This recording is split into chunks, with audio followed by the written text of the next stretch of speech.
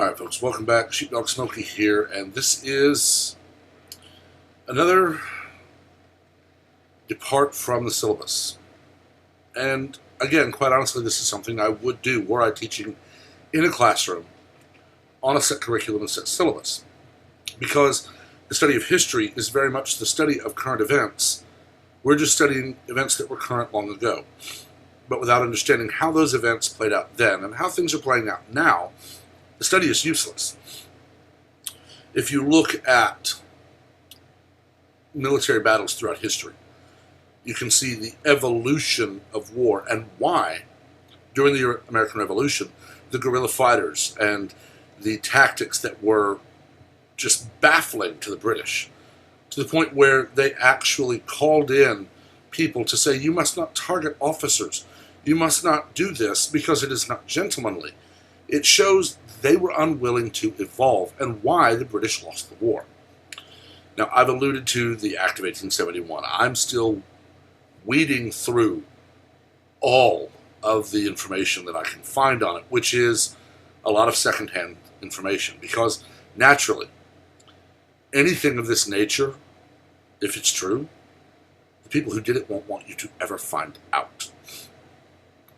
But this is something different, and this is something that I posted on my Twitter last night, and that I have watched several times, that I believe is absolutely spot on.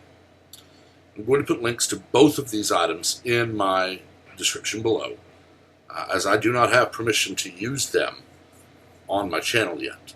I may never, but I definitely want to link to them because they're very good conversations on what's happening to the country at present. Before I go any further, please remember to like, share, subscribe, and turn on notifications, because that definitely will help grow the channel, and that is the goal. I am doing the giveaway, 500, 1,000, 1,500 subscribers, but I have to get there before I can do it, and it does just help grow the channel, which is my ultimate goal. That said, let's go on and jump right in. Just wanted to put a note in here. I've actually already recorded the entire thing, but I wanted to put this in early on. I'm recording this on the 6th of November. You're not going to see it until the 11th of November, today. There's a great possibility that what I address may have already been debunked, or may have already happened, or may not have happened. I'm not trying to say this is going to happen on this timeline. I never would. The point of these type of videos is to look at everything, listen to everything, and then make up your own mind. I wanted to put this in just because, like I said, I'm recording this 5 days before you're going to see it. I may actually decide later to say, you know what, never mind, I'm going to post this on Sunday, make a video for Wednesday. I don't know what I'm going to do moment to moment most times. I know that my father's birthday is, well, celebration is tomorrow, and that I'm not going to post this until after his birthday celebration, when I give him his Black Rifle coffee, and so on. So my weekend is pretty much planned, but plans could change. Who knows? Now back to the regular video. This is going to be a bit longer video than the rest of my videos, save possibly Civil War, Revolution, or World War I, World War II, Korea, Vietnam, things that do need a lot of explanation. But this one is a lot of information, and it's a lot of different things happening all at once. Tuesday, the 3rd of November 2020, saw exactly what a lot of people thought they would see. No decision made. No results were clear. Nothing was anything we could take to the bank, as it were. Despite the media trying to force this, I watched on mute so that I didn't have to hear Wallace and Williams and the rest of them. And as they were calling states like Arizona with 50% of the vote counted, or 70%, so still amazing numbers to be counted, but they'd call it for Joe. They had states where it was 95% counted, and the margin was 6, 7, 8% or more for Trump, but they refused to call it.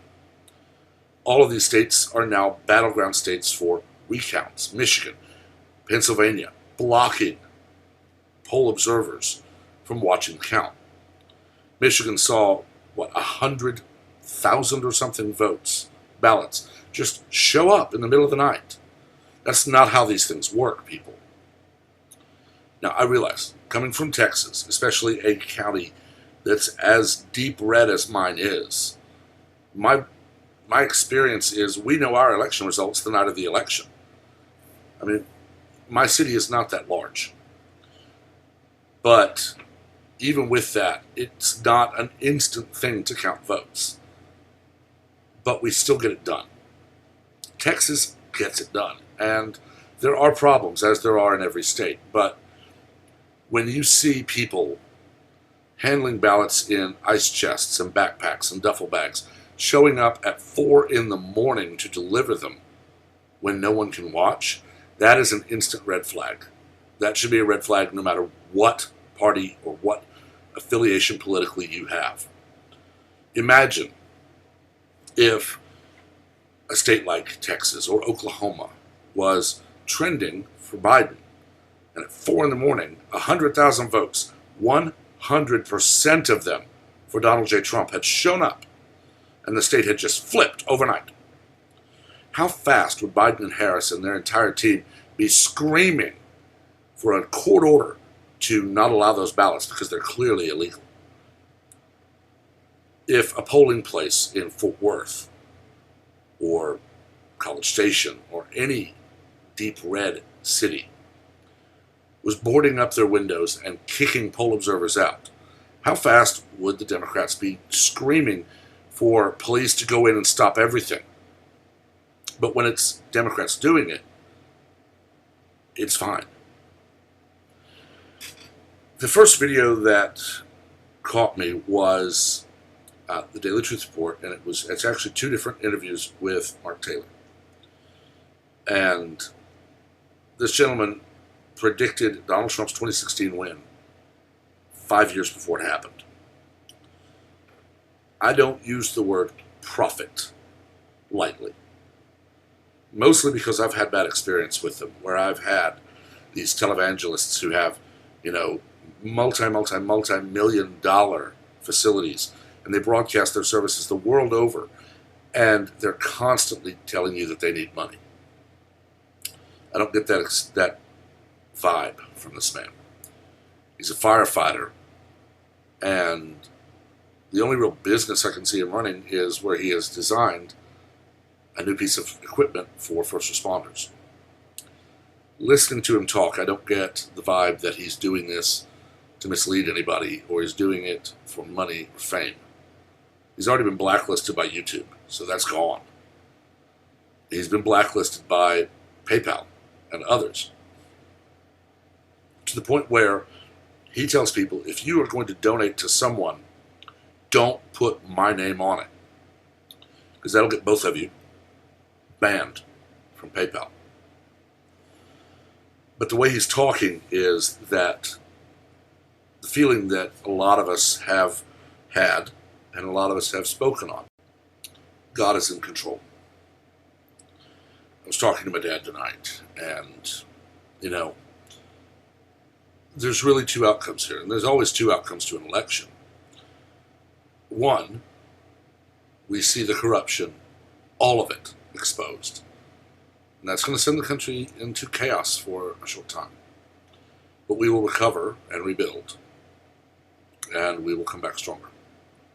Or the chaos happens because the corruption is never exposed, and the chaos happens to help seize power. And if that happens, this country is over. You will see the Constitution disregarded. You'll see judges removed by congressional or executive order because they wouldn't bow to the DNC and just rule that unconstitutional things are constitutional. And if that happens, I honestly see my life pretty much over, because I won't bow.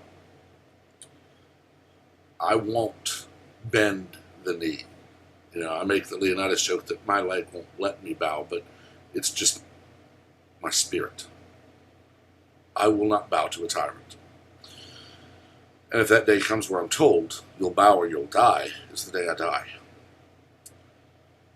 We're seeing countries like Australia already setting up camps for those who refuse the COVID-19 vaccination. Coronavirus is quite literally the word for the common cold. COVID-19, or the coronavirus, COVID-19, is a different strain of the common cold. When a 74-year-old man who eats a lot of fast food and drinks Diet Coke can beat this thing in 3 days with therapeutics, it's the common cold. It is seasonal flu. The CDC has already admitted that the number of deaths from COVID, not a comorbidity, is under 10,000, but that's not being reported. They're still using the inflated number. I've said before, more people die from cancer treatment than die of cancer, but that doesn't help. And that's being used right now. It was used to demand mail-in ballots. When the chaos happened and the mail-in ballots were proven to be the horrible idea they were, Democrats immediately blamed Trump. But now they're using their fraudulent mail-in ballots. And all of this has been seen as going to happen for a long time. The second video I watched was with a gentleman named Steve, and I cannot pronounce his last name, so I'm not going to try. That is the third link in the description. This man admitted that he had to turn down going on people's shows or YouTube channels or whatever, because at those times he didn't have permission to speak on things. For those of you who don't understand the significance of that, I was Air Force Junior ROTC in high school. The great regret of my life is that 25 years ago when I graduated high school, I did not actually put forth any effort in college, which probably would have seen me graduate in 3 to 3.5 years. And I would have likely gone into the military and likely ended up where Steve is. I would probably be single just like I am now, no kids, because that kind of life, your entire job, the only question you're allowed to answer is, my job is with the military. Name, rank, and serial number, that's what you can do. My aerospace science instructor, Colonel McCoy, God rest his soul, but actually I don't know. I believe he passed away, but I don't know. I know he was older than my parents, and this is 25 years ago, and they're in their 70s now. Colonel McCoy was a great man. Chief Barrett, Sergeant Lowley, all great men. Colonel McCoy told a story one day, and he held up a letter, and he said he had just gotten a similar one, but it wasn't relevant. He got a letter sometime before this lesson. When he was a young man, first lieutenant or captain, so very early in his career, he was stationed at Nellis Air Force Base. It's in Nevada. Nellis Air Force Base is famously near Groom Lake, which is supposedly Area 51. I don't believe in the whole alien thing, but I know secret research has to happen. Wright-Patterson Air Force Base still does a lot of research, and they can't talk about it because you don't want people learning about things that you're going to use in the military. Colonel McCoy was buzzed by an SR-71 Blackbird while it was still top secret classified. Now, the way he tells the story is he didn't see anything. He heard what he thought was a clap of thunder, wondered why on a cloudless day there was a thunderclap. Immediately there was somebody on the radio giving his call sign, his wingman's call sign, directing them to a certain runway, to a certain building, to a certain room. Go, now. When he walked in, he was told, you didn't see this, you didn't see this, you didn't see this, you didn't see this, you didn't see this, on and on and on. And he said, I didn't see any of those things. I heard what I thought was a thunderclap. In essence, he didn't name all the things. He named the SR-71. But in essence, what happened is they actually told him about things that were going on, because it's possible he could have seen them. And then it was understood that if he spoke about them before he was told it was authorized, it would end extremely badly for him. Steve was in that same situation. And no longer working for the government, he has the ability to hint and haw around things, make references without actually discussing things. But he doesn't do that. He still says, I couldn't talk about this. But he brought up Sun Tzu. Sun Tzu's Art of War, thousands of years old, is still one of the penultimate military tactical books on the planet. And Sun Tzu was a brutal commanding general.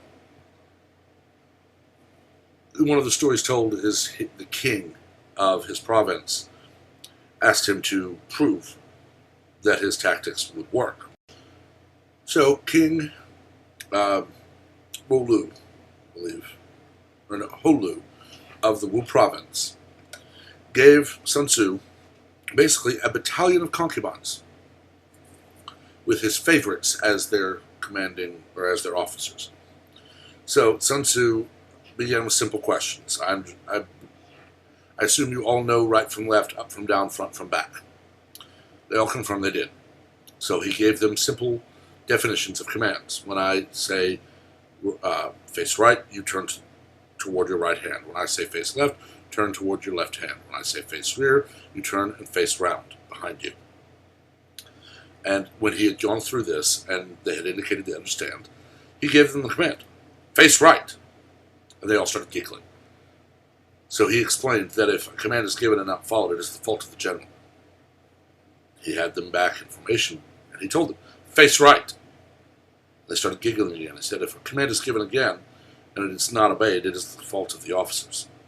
And he had the concubines brought forward, and he was going to behead King Holu's favorite two. Of course, the king intervened. He said, I don't want them beheaded. My life will be diminished.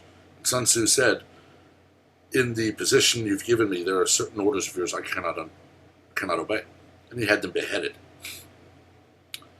Two new people brought in to replace them, and he said, once again, had them in formation, said, face left. They turned left. It's brutal, I know. And it is not at all how our military is trained today. Our military today is trained, they're given some similar commands, right face, left face, about face, forward march, double time, quick time, all that. But as basic training and the subsequent training in the military goes through, it is very much, they are working to break your spirit. And that is done specifically so that they can rebuild you into soldier, sailor, airman, marine, Coast Guardsman. I was a firefighter for a number of years, and it is not a human normal reaction to run toward a burning building. Prior to this, I would not have unless I was 150% sure that, one, I could get in and out, and that there was a life in there that needed saving, and we couldn't wait for the firefighters. In that training, they had to instill confidence in my gear, confidence in my crew, confidence in my skills to utilize a Halligan bar, a closet hook, an axe, a saw, a hose, so that I knew I could get in and fight the fire. And my natural reaction now to a fire is to go toward it. Fire breaks out in my office building, I know where the fire extinguishers are. So I walk and I look at them. If I see one that's not charged properly, I tell the people in charge and they get it fixed. So if fire breaks out, I'm grabbing a fire extinguisher, pulling the pin, running for the fire, and putting the fire out. And that's what basically Sun Tzu did to his army of concubines. He had to behead two people to get it to work, but it worked. So he was made the commanding general of Holu's army and went on to win a lot of battles. But there's a lot more to Sun Tzu than just that. Sun Tzu's lessons. You don't give away your intentions until you're carrying them out. Let the enemy see only what you want them to see. Misdirect. Make them look right when you're actually planning in 3 weeks to go left. Keep them looking right for those 3 weeks. Then say, oh, look, there it is, and go left. Let your enemy make all the mistakes. Let your enemy fall into every pothole. Let them do all the work for you. that applies to so much about life. Oddly enough, a story I have about playing Texas Hold'em poker is that exact lesson. I was dealer, and in this tournament, the player right of dealer, so not small blind, but player who was almost last to act, would shuffle. The player to their right would cut, then the player to my right shuffled. I was simply given the cards. I actually never picked up the deck. I would just burn, turn, all that. Then, I looked at my cards, and I'm holding the absolute best hand you can have. Pre-flop. Pocket aces, pocket rockets. There's only one pair of cards you can get pre-flop, and that is a pair. A pair of aces beats every other pair out there. As soon as the flop comes, you have the lowest ranking hand on the table. Now, if nothing pairs on the board, it's not a bad hand, but it's not a strong hand. The flop came ace, ace, 5. I don't know what the third one was, I forget, but it was 2 aces and another card. With that, and it was not a face card. So with that, I knew there was still a possibility. Pardon me. I knew there was still a possibility of straight flush, even a royal flush. But at that point, I still had the winning hand. At that point in the game, no one could beat me. Now, I'm last to act because I'm the dealer. I mean, this was literally the perfect storm for poker. So, I put my hands down. Small blind began the action. Check, check, small bet, call, small raise, call, all the way around the table. I made a very small raise, minimum raise, when it came to me. And a few players folded and the rest of them just called. When the fourth card, when the turn was also not a face card, I knew there was no chance of a royal flush. It was also separated far enough that right now there was no straight flush. You still got a flush. I would have beat that. Played it out the same way again. Minimum raise when it came to me. A couple more. I think we had one more fold and the rest all called. The river also came back, not a face card. No royal flush now. There was also no straight flush. You could have a flush before I would have won. Did the same thing, just minimum raise. I mean, by this point, it's a massive pot, but I'm sitting there. I am jumping and screaming my brain out inside. Outside. I'm sitting there like this, making the minimum raise on the bet that gets to me. After that, all but 2 people folded. The first to bet actually raised me. The second one called him, and I just called. And I'll admit, I was cheeky. I used the line from Coburn in Maverick. Well, I have 2 pair. Aces and aces. Neither one of them showed their cards because they knew they'd lost. I let them make all the mistakes. I had literally raised every chance I got, except the very last one where when I called, it was turn and show. One of them, a good friend of mine, asked me, how did you not push all in? I said, nobody would have called. I played it by Sun Tzu's masterful advice. Let your opponents make all the mistakes. Had they known my hand, they would have folded on the turn, and I would have won nothing. The blinds. So, it's that simple. We're hearing things. We're hearing stories about militaries from Canada or Korea or wherever that are going to take action if Trump refuses to leave office. It hasn't been called yet, folks. Every news organization in the world could call this election. It hasn't been called. until the secretaries of state certify their ballots, it hasn't been called. That's the first point. The second, watch the news. Texas arrested 134 people today, arrested one social worker on 134 charges, including election fraud. Another state has admitted that a so-called clerical error changed 6,000 votes for Republicans, meaning Trump, to votes for Democrats, meaning Biden. We have reports from all over the country of people who say their dead relatives have had votes cast in their name. We have Michigan and Pennsylvania blocking observers. I don't know if they've yet complied with the Supreme Court's order in Pennsylvania to allow the observers back in. The problem is they've had how long now to count how many so-called ballots while they were unobserved? The big point here is, remember Sun Tzu. Let your enemy make all mistakes. We know from the very minimal news we've gotten, the so-called clerical error, the lady arrested for 134 charges, including election fraud, the boarding up of windows and barring of poll observers, the reports from people about Sharpiegate, the reports from people about dead relatives.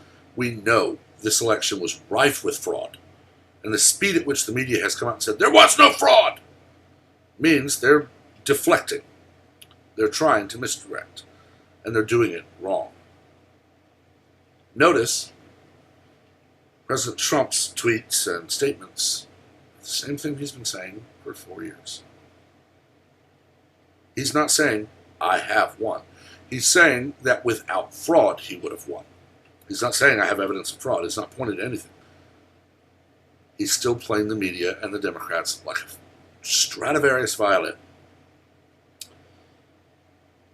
I firmly believe that when all of this is said and done, Donald Trump will remain President of the United States for 4 years. I believe it will expose the fraud from Democrats and the media to such a point it can never be hidden again. I also know that if Joe Biden steps up and says, I am the president, I am stopping the count now, that is treason. That is literally, I am the government. You will obey. That's treason. And if I were Donald Trump, I would wait for that moment. Because I know for a fact that no one in Biden's camp will ever tell him to concede. He doesn't have the brain cells to realize he should. He says what he's told to say.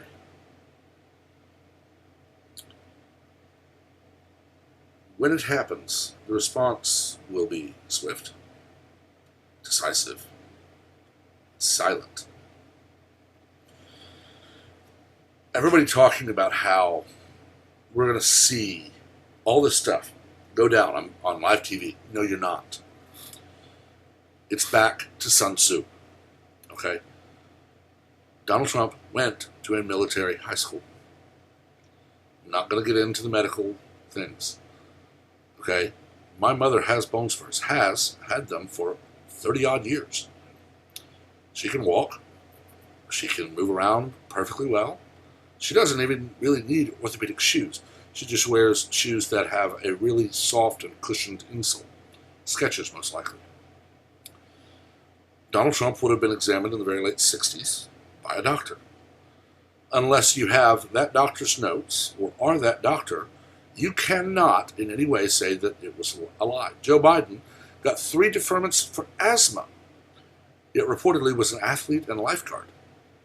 Anyone who hires an asthmatic as a lifeguard is wanting people in that pool to die, possibly the lifeguard.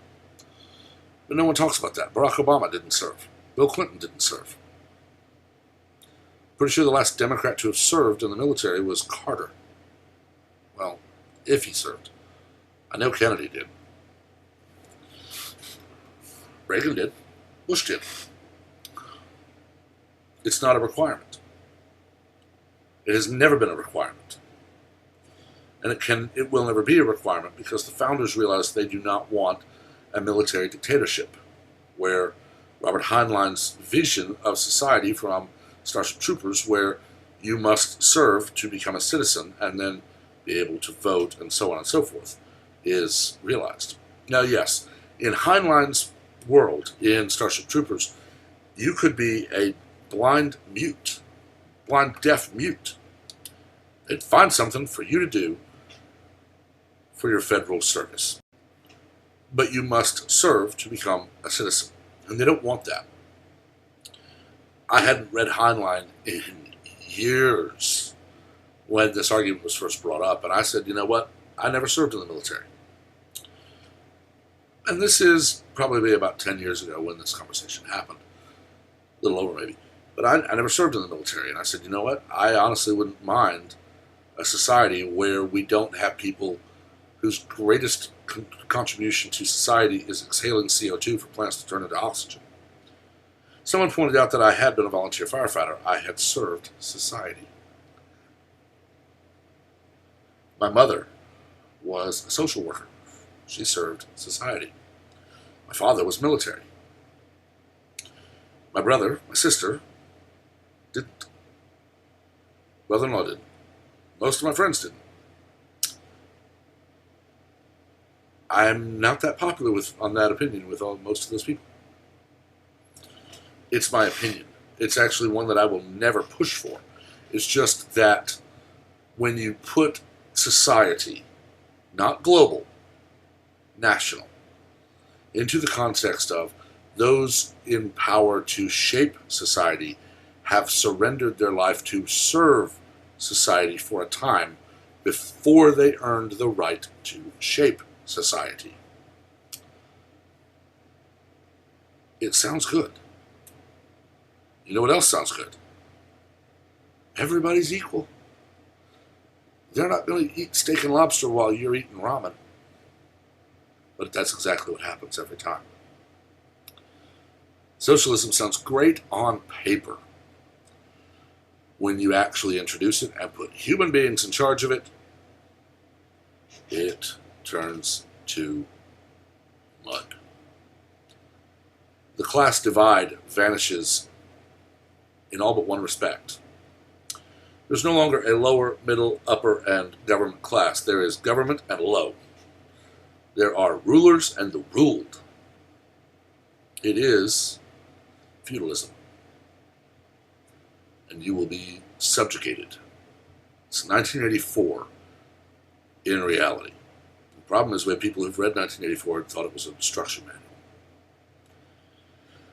The point of all this, and the one point I haven't made yet, you won't see any of it happen.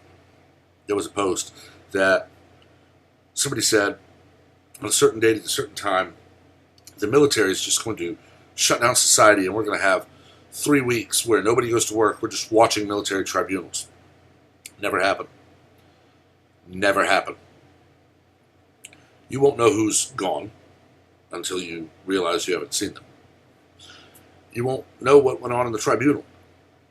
You probably won't even know the outcome. It literally will be, it's over.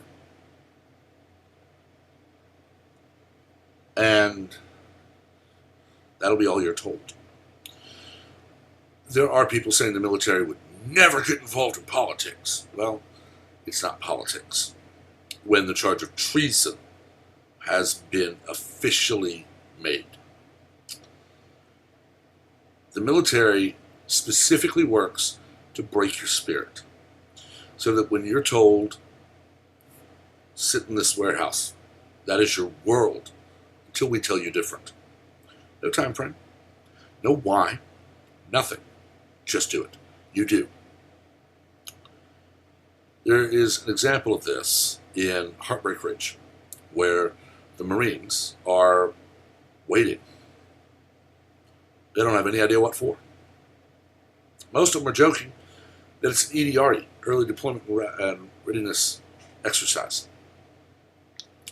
And that in an hour or two they're going to be told, okay, back to your barracks. Ultimately they get called up and they go take care of a terror cell that had taken over a college and so on and so forth. But that's exactly what happens when something like this goes on in the military.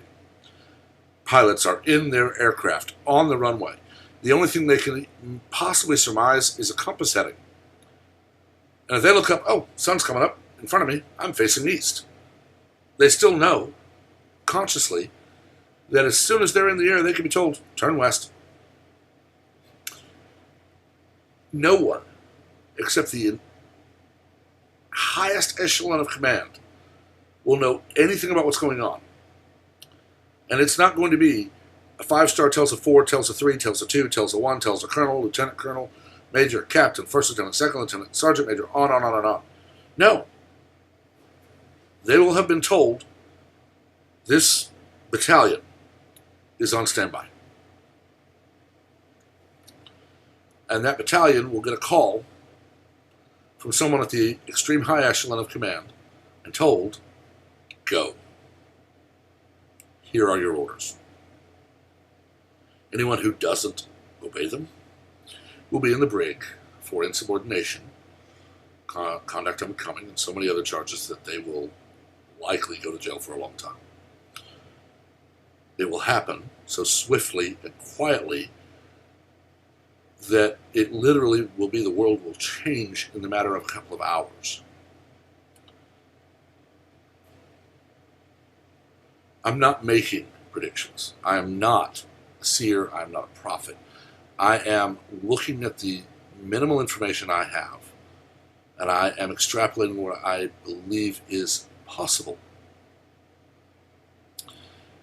But at the end of this is the simple lesson.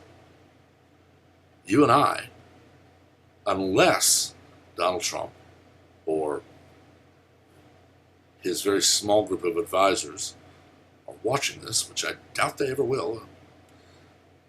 Mr. President, if you are watching, I would love a signed photo. I had to. No one's going to know. We're not going to know until it's history. And that won't happen for many years.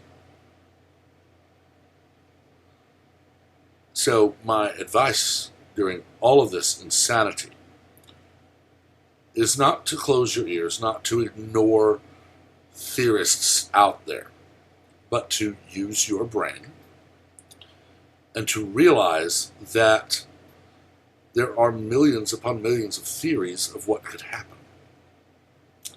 And we will never know which one was right until well after it happens. I can tell you that regardless of the results of this election, we're still going to see people trying to riot. There were Antifa morons and BLM weirdos carrying signs. We didn't want Biden. We want socialism. Meaning they don't care who wins the election. They're still going to riot. They're still going to demand that the world pay them for being lazy. If Trump wins, they're going to riot because, well, Trump won. So keep your head on a swivel. Keep your eyes open. Keep your ears open. Know what is around you. Be ready to defend yourself. It's really all there is on this one. Next week, we dive back into history. We dive back into the timeline. And we look at, basically, America after its second war in less than 30 years. Or less than 40 years. And we look at the long, slow road to where we are today. Till next time, have a wonderful day.